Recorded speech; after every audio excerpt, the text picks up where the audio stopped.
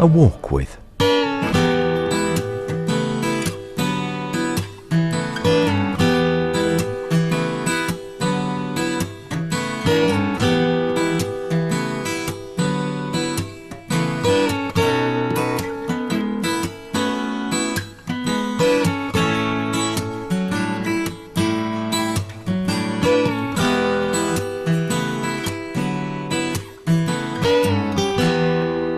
Two-part walk with Frank Cowin.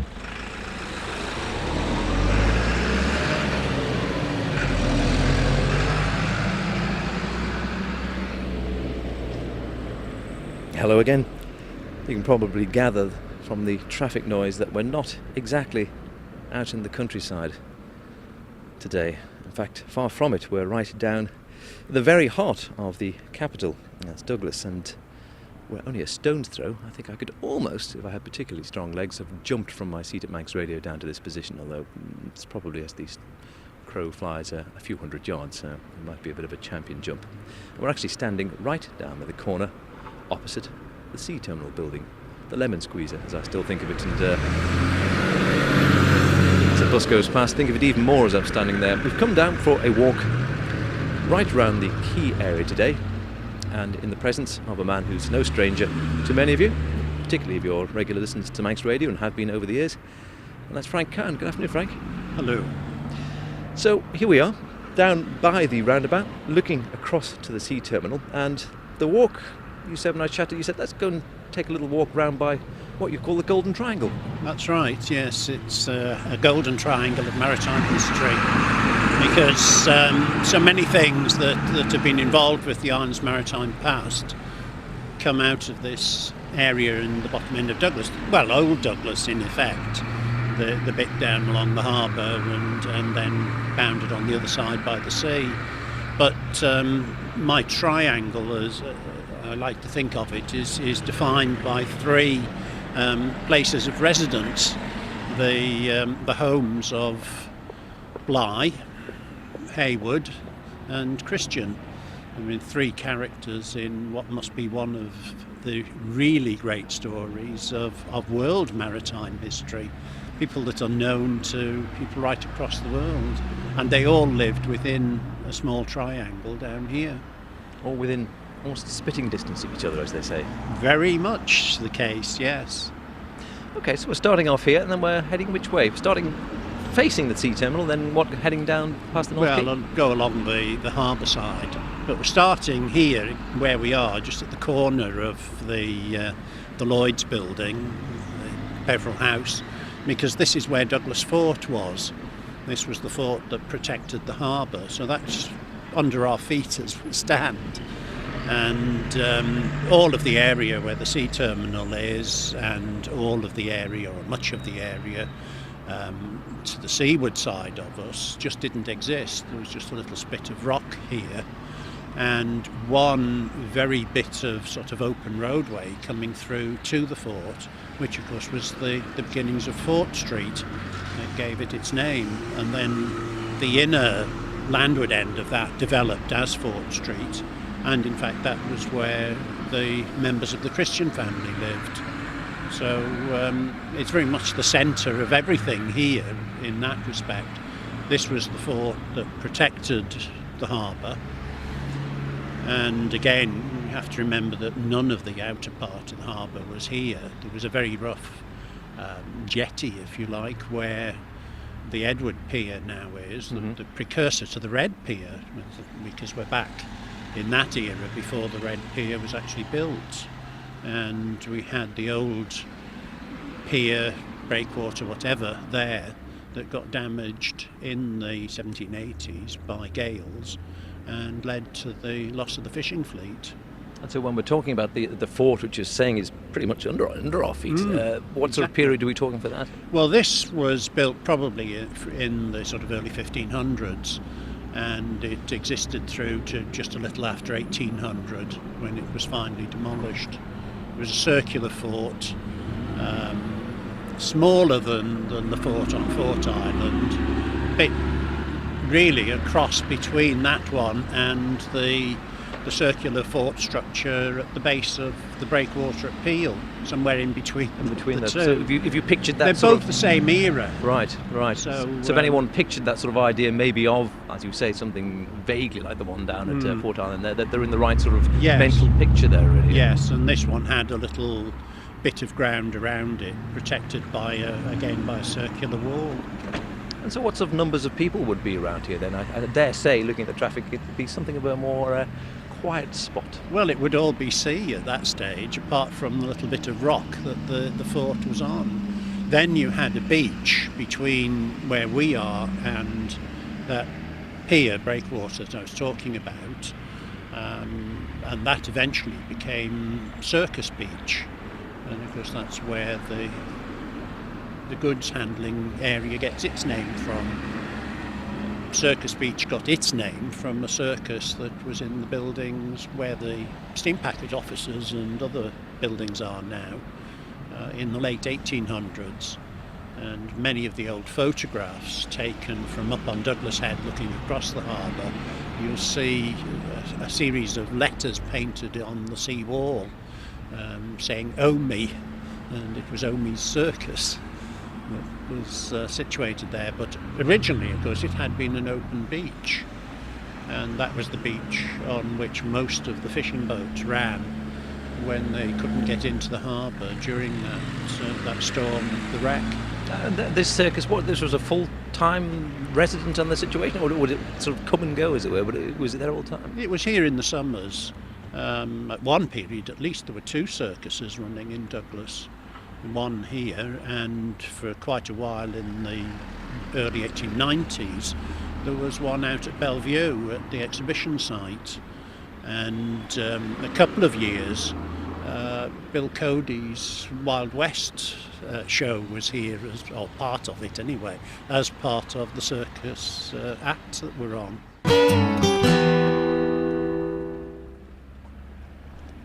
So what about these cannons up here? Because I've often wondered, the new roundabout they've put up just in the last year or two, you've got the cannonballs and the cannon there. Are these original artefacts, or are these been bought from the shop down the road? Well, I don't think they were bought from the shop down the road, but I'm not quite sure where they came from. Certainly the cannonballs, they could have been. But the Harbour's department for quite a long time have been gathering up stray cannon, because many of them, were used as the bollards along the harbour side. Of course, they were buried, muzzled down, and just used for the mooring ropes. Some of them had been cased in concrete, and as they were doing work along the harbour sides, they'd been rescuing them, and then a number of them they had over in the yard, and they shot blasted them, and they came up very nice. And there were some, as I understand it, some quite interesting guns amongst them. Seems rather an ignominious end for a cannon, isn't it? Just ending up being buried muzzle down as something to tie your rowing boat or your fishing vessel to, I always think. Well, many of the smaller ones, of course, were used as rubbing posts on corners and things of that nature. One was used in Castletown as the base of a lamp standard, and was there for a long time, even after the lamp had gone. It was the end of a set of railings just on the slip down into the harbour there. But I mean, that was a general use for them, and a very good use too.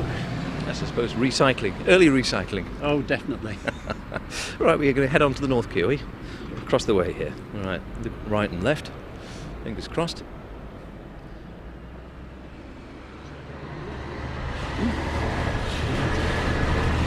Here we go. We're just onto the. I keep calling it the swing bridge. Of course, it's not the swing bridge at all, but the lift bridge in the harbour there, and it's, as you can hear, not a great deal quieter.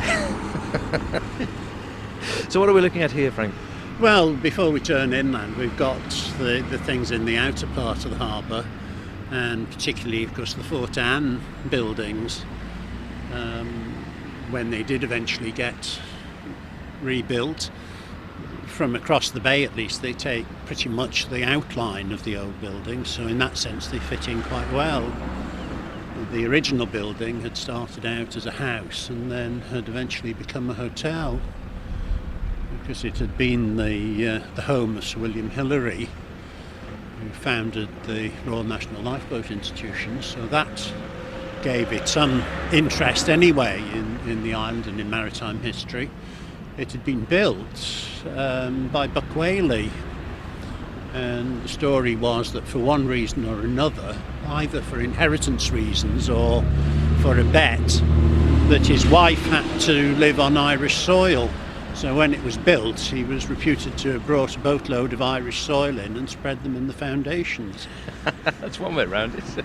Well, that's the story anyway. A bit difficult to prove now, I suppose. Oh yes. Though the old buildings were quite interesting, because there was a sort of second range behind them that you didn't normally realise was there, and they were used towards the end for staff accommodation, split up into rather nasty tiny little rooms. But when you looked at it, you realised in fact at one stage it had been a ballroom, and it had a beautiful sort of coffered ceiling, but of course that had all long gone by then. And then of course beyond that and up above your home base at Manx Radio, you've got the centrepiece of what are now the apartment blocks, which briefly was stood on its own as it was originally intended, the tower. The actual tower, that's right. Yes, which is one of two, because it's one of a pair, along with the Herring Tower at Langness.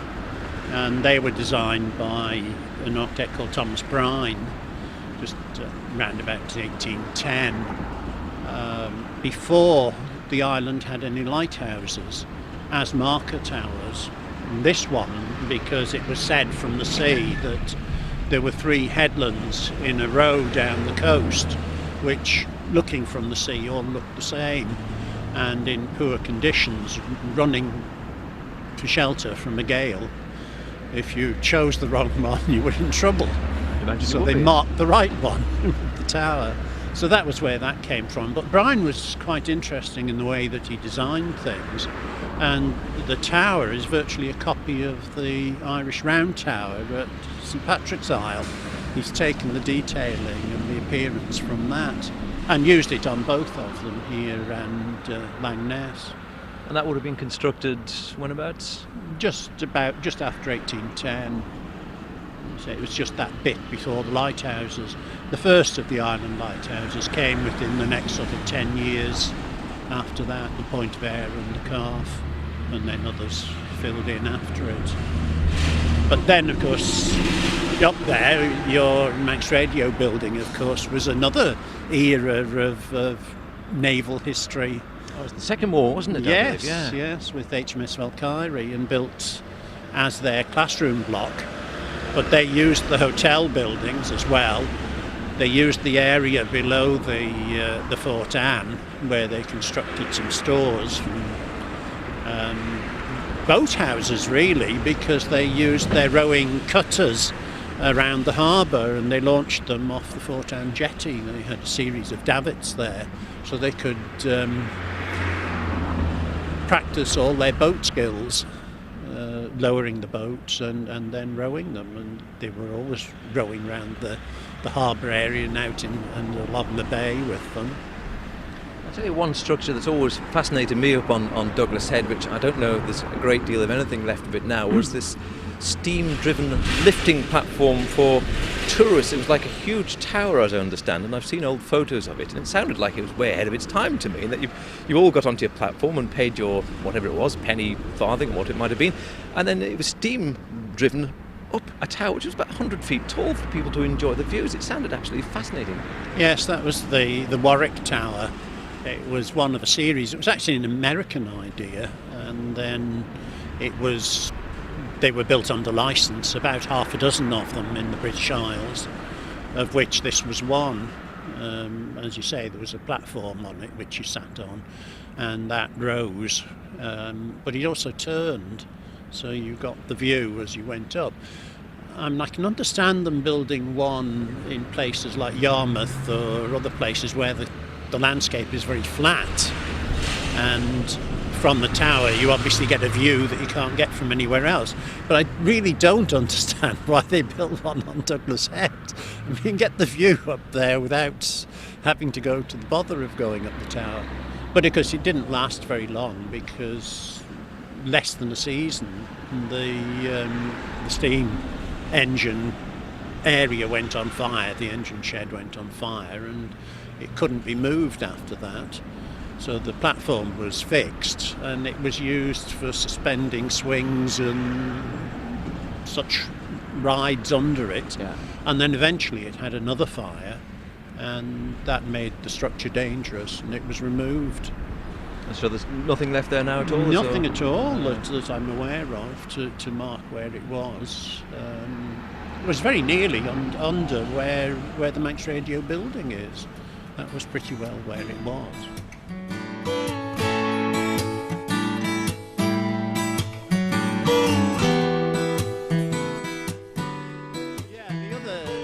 Go across, the other tower, of course, is the tower which is the control tower for the bridge. That's a fantastic building. I've always loved that building. It's a nice piece of work altogether, but of course it's functional in two ways, or it was, in that it was the watchtower for the bridge, and from the windows on the top of it, projecting out, you've got a magnificent view over this part of the harbour, and you could see when boats wandered through the swing bridge and all the rest of it.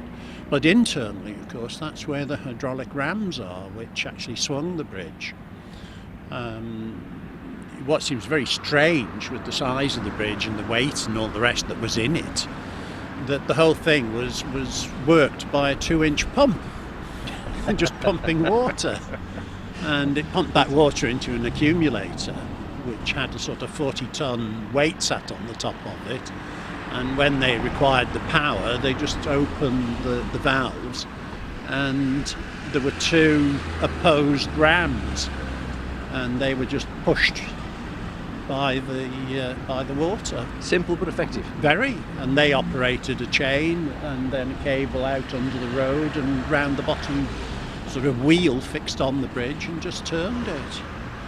Very simple arrangement.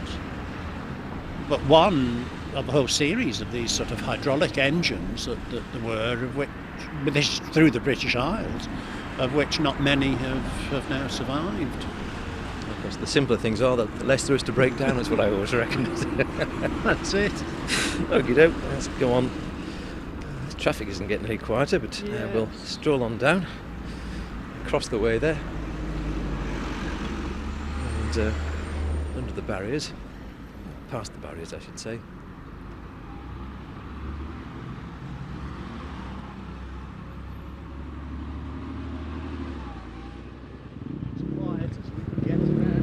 Across the way, yes, it doesn't get much quieter. You don't really realise, I think, when you're driving around the Douglas Harbour these days, just how busy it is with traffic. Something that I think our forefathers 100 years ago wouldn't have been quite as used to, although I dare say it might have been just as busy, perhaps a little quieter. But here we are, looking out across the harbour from the other side now, onto South Quay. Yes, looking across at the area which is now the car park, which was for a while the bus station, and prior to that was the car park. Prior to that was a mass of houses and tiny streets. So it's sort of a checkered history. Yes, it was a real rabbit warren. So there are very few buildings in this bottom end of the town which have survived. There are one or two bits and pieces within some of the buildings, but by and large the only buildings that you can actually see something of their history, the main one is the Douglas Hotel, and that was built by one of the merchanting firms in the 1750s, the firms that were the merchants to the running trade.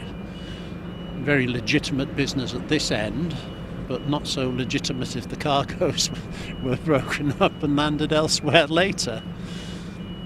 Yes, I'd imagine that would be the case. So what's the sort of oldest building surviving down on the sort of North Quay area? Well, now? on the Quay area, that one probably that will be is. it now. Yes, there are what are thought now to be earlier buildings buried within some of the others, and there's being work done on that at the moment, researching some of these buildings, and I'm waiting with interest to see what comes out of that. one of the buildings just at the back of the Douglas Hotel could well be part of earlier buildings, because the back of the building actually is, as it were, compromised by the fact that there was an earlier building there, and it was somewhere in that area that the Lord's Store building was, and that may well be part of it. Okay, are we going to paddle on down a little bit further down the South Quay here? The bit opposite to us, Yeah. of course, was still is, the Coffee Palace berth. And a few years back they cut that back because the harbour at that point dog-legged out, and they cut it back.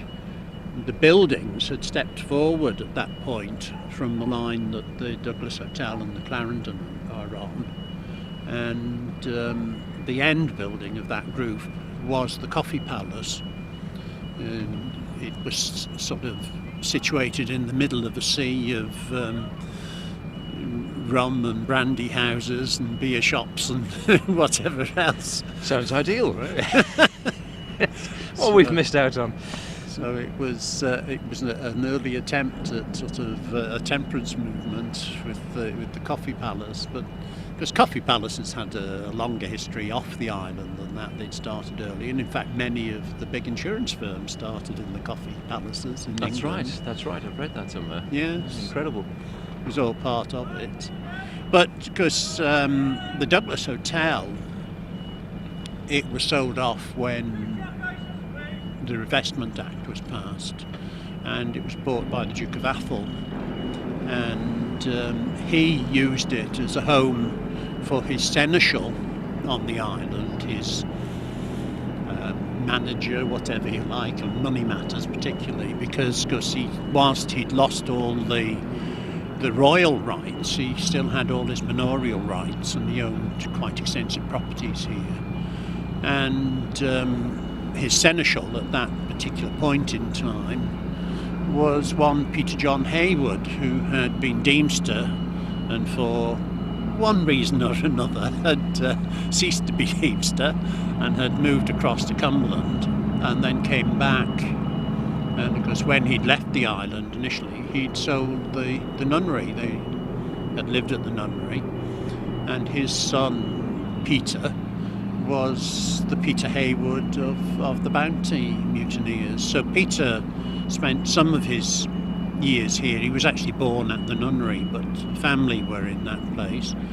And we think that during that time, part of the house, probably the ground floor, was used as a school of navigation. And a chap called Peter Fannin ran that.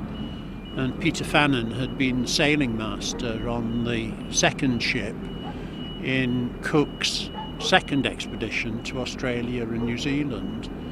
And Fannin it was who, when some of the crew disappeared, had the task of going ashore and picking up, literally, the pieces. One of the men they could only identify by the tattoo mark on the back of his hand. Not a pleasant task. No.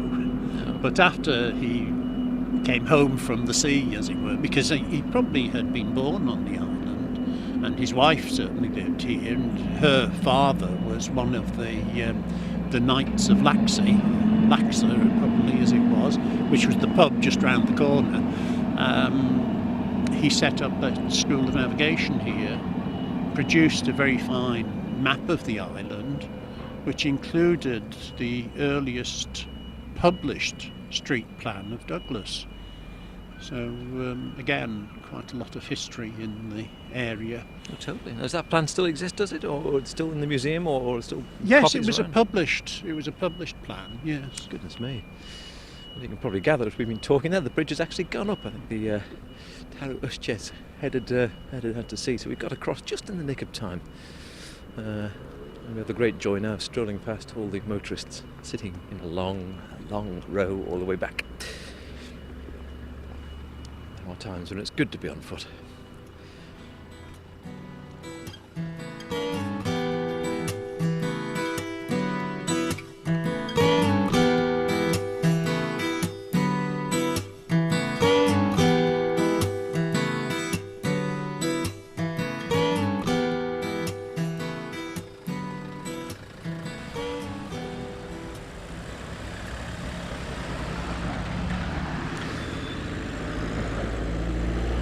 traffic's moving again as we head a little bit further down.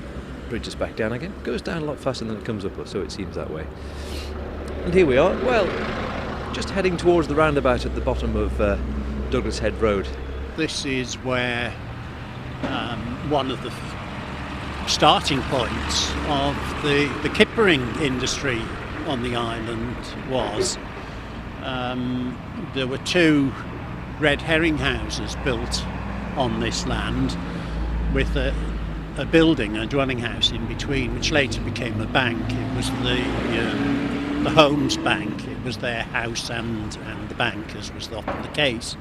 And then at the inner end of that run of buildings, there was a brewery. The outer end, just beyond the buildings, there was a small shipyard. Whether it was actually building ships or whether it was just repairing, we don't really know. But we know a certain amount about the area because Mr. Peter Fannin, with his map, actually included a drawing on the map, which is, as he terms it, the prospect from the Duke of Athol's house, looking across at this, and you've got the whole range of these buildings and activities on this side of the harbour. It's strange, you always think of kippers, you always think of Peel these days, rather than the kippering industry starting, well, right here in the heart of Douglas. Well, the first of the red herring houses were here at Douglas and at Derby Haven. They were the first in something like 1771. And it went on from there. I mean, red herrings are not quite kippers, but yes, next best thing. Close enough. Yes. I think they're the red herrings in the term red herring, aren't they? The yes. same one and the same. That's right. Yes. So that's where it all started from, and because Douglas at that point was one of the homes of the herring fleet. So it's natural that facilities would be there at their home base.